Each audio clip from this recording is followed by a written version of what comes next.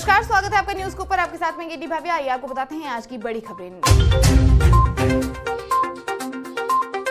दिल्ली नोएडा में kidney racket को लेकर बड़ा खुलासा हुआ है। नामी अस्पतालों से जुड़े मिले तार। दिल्ली एनसीआर में किडनी रैकेट के मामले बढ़ते जा रहे हैं। जांच करने पर काफी हैरान करने वाली जानकारी सामने आई है। पिछले कुछ महीनों में दिल्ली एनसीआर के 2 लोकप्रिय अस्पतालों के सिस्टम में खामियों का फायदा उठाया गया है और किडनी प्रत्यारोपण के नाम पर ब्लैक मार्केटिंग की गई है। पुलिस ने 10 आरोपियों के सिंडिकेट और एक सर्जन को गिरफ्तार किया था। 50 वर्षीय सर्जन डॉक्टर विजया राजकुमारी ने पिछले 3 सालों में नोएडा के अपोलो और यथार्थ हॉस्पिटल में 20 से 25 बांग्लादेशी रोगियों के किडनी प्रत्यारोपण किए थे।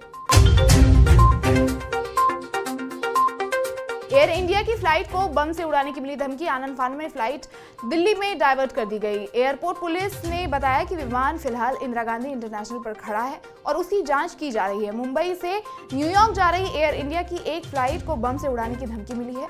इसके बाद आनंद फानन में उसे हवा में ही दिल्ली के लिए डाइवर्ट कर दिया गया था। John F Kennedy international airport जाने वाले इस विमान की सिक्योरिटी को देखते हुए दिल्ली के इंदिरा गांधी इंटरनेशनल एयरपोर्ट की तरफ मोड़ दिया गया।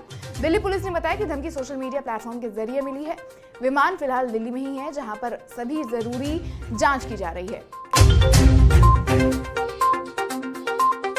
बाबा सिद्दीकी हत्याकांड के बाद निशाने पर देवेंद्र फडणवीस, एनसीपी ने भी उठाया सवाल। मुंबई में एनसीपी नेता बाबा सिद्दीकी हत्याकांड के चलते महाराष्ट्र की सरकार पर सवाल खड़े हो रहे हैं, लेकिन इसमें भी सबसे ज्यादा निशाना डिप्टी सीएम देवेंद्र फडणवीस को बनाया जा रहा है।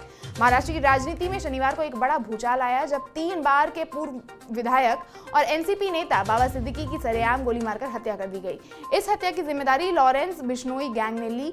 दूसरी ओर बाबा सिद्दीकी हत्याकांड के चलते महाराष्ट्र की सियासत में सत्ताधारी महायुति सरकार को निशाने पर लिया जा रहा है। विपक्षी दलों से लेकर महायुति सरकार में शामिल अजीत पवार की गुट की एनसीपी के नेता उप मुख्यमंत्री देवेंद्र फडणवीस को निशाने पर ले रहे हैं। हत्यारों को पुणे में शरण देने वाला प्रवीण लोनकर गिरफ्तार। सुपुत्रे खाक हुए बाबा सिद्दीकी।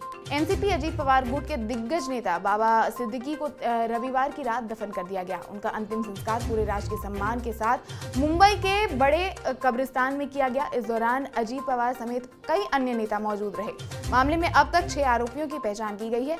इनमें 3 की गिरफ्तारी हो गई है। 3 अन्य की गिरफ्तारी के लिए पुलिस खाक छान रही है। बिश्नोई हो या अंडरवर्ल्ड, बख्शा नहीं जाएगा। बाबा सिद्दीकी हत्याकांड पर सीएम शिंदे की 2 टूक। बाबा सिद्दीकी की हत्या का कनेक्शन लॉरेंस बिश्नोई गैंग से जुड़ने की खबर सामने आई है। महाराष्ट्र के मुख्यमंत्री एकनाथ शिंदे की इस पर ताजा प्रक्रिया आई है। उन्होंने कहा है कि चाहे वो बिश्नोई गैंग हो या फिर अंडरवर्ल्ड का कोई भी गैंग, उन्हें बख्शा नहीं जाएगा, सख्त कार्यवाही की जाएगी। मुख्यमंत्री एकनाथ शिंदे ने कहा कि घटना दुर्भाग्यपूर्ण है। मुंबई पुलिस की तरफ से 2 आरोपियों को गिरफ्तार कर लिया गया है। तीसरा आरोपी फरार है, उसे भी जल्द गिरफ्तार कर लिया जाएगा। जिन लोगों को धमकियां मिल रही है उनकी सुरक्षा की जिम्मेदारी राज्य सरकार की है। सरकार अपनी जिम्मेदारी जरूर निभाएगी। मदरसों को राज्य से मिलने वाला पैसा बंद हो जाएगा। बाल आयोग ने चिट्ठी लिखी है। राष्ट्रीय बाल अधिकार संरक्षण आयोग ने सभी राज्यों के अलावा केंद्र शासित प्रदेशों के मुख्य सचिवों को एक पत्र लिखा है। इस पत्र में मांग की गई है कि सरकार मदरसा बोर्ड को दी जाने वाली फंडिंग पर रोक लगाए और इन सभी मदरसों को बंद कर दिया जाए।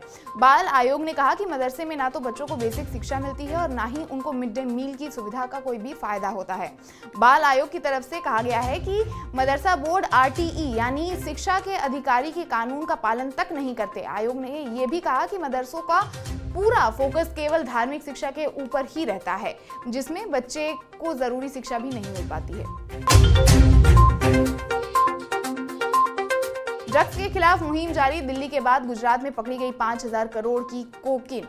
गुजरात के अंकलेश्वर शहर में पुलिस ने 5000 करोड़ रुपए के कोकीन की जब्ती की है। दिल्ली पुलिस और गुजरात पुलिस की स्पेशल जॉइंट टीम ने अवकार ड्रग्स लिमिटेड कंपनी के परिसर पर छापा मारा। इस दौरान 518 किलो ड्रग्स बरामद किया गया। जबकि आपको बता दें कि दक्षिण दिल्ली के महिपालपुर में 1 अक्टूबर को 562 किलो कोकीन यानी करीब 2000 करोड़ रुपए कीमत का ड्रग्स जब्त किया गया था।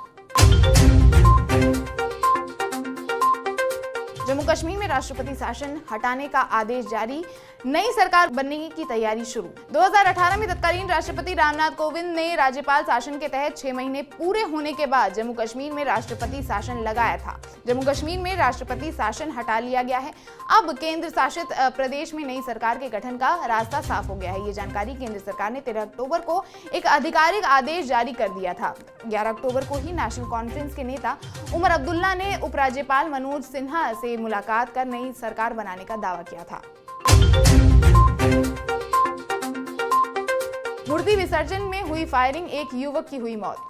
उत्तर प्रदेश के बहराइच के किसी कस्बे में बीती शाम दुर्गा मूर्ति विसर्जन के दौरान बवाल हो गया। इस घटना में एक युवक की जान चली गई जबकि कई लोग चोटिल हो गए। घटना के बाद गुस्साई भीड़ ने तोड़फोड़ और आगजनी शुरू कर दी। हालात काबू करने के लिए भारी पुलिस बल बुलाना पड़ा और लाठी चार्ज करनी पड़ी। फिलहाल एसपी वृंदा शुक्ला ने लापरवाही बरतने के आरोप में हरदी थाने के एसओ और महसी के चौकी इंचार्ज को सस्पेंड कर दिया गया है।